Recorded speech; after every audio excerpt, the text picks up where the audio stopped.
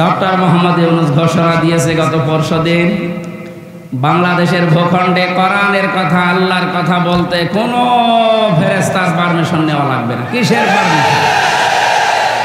কোরআনে কারীম পারমিশন দেবে যে আপনি কথা বলতে পারেন কিনা।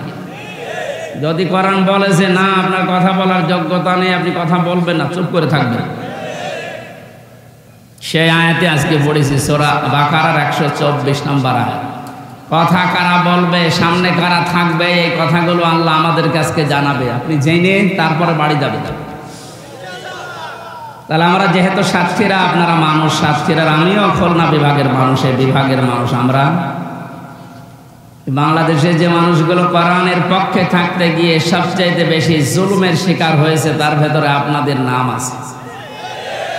ইত্তাকি দাওয়াতাল মাজলুম ফাইন্নাহা লাইসা বাইনাহু ওয়া বাইনাল্লাহি হিজাব। মুসলিম শরীফের হাদিস।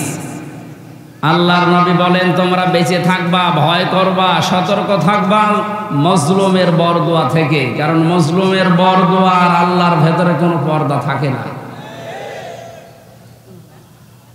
এই জালেমের বিদায়ের জন্য আমার মনে হয় মজলুমের বরদোয়া সবচেয়ে বেশি কার্যকারী ভূমিকা পালন করেছে। ছাত্র জনতা এবং সাধারণ যারা জীবন তো দিয়েছে, তাদের জীবনের উপরে, শাহাদতের উপরে এবং মজলুমের বরদোয়ার উপরে আল্লাহ কবুল করে আমাদেরকে স্বাধীন একটা দেশ এখন দিয়েছেন। এখনো আমরা স্বাধীন না, ষড়যন্ত্র এখনো চলছে। কথা বলে না কেন?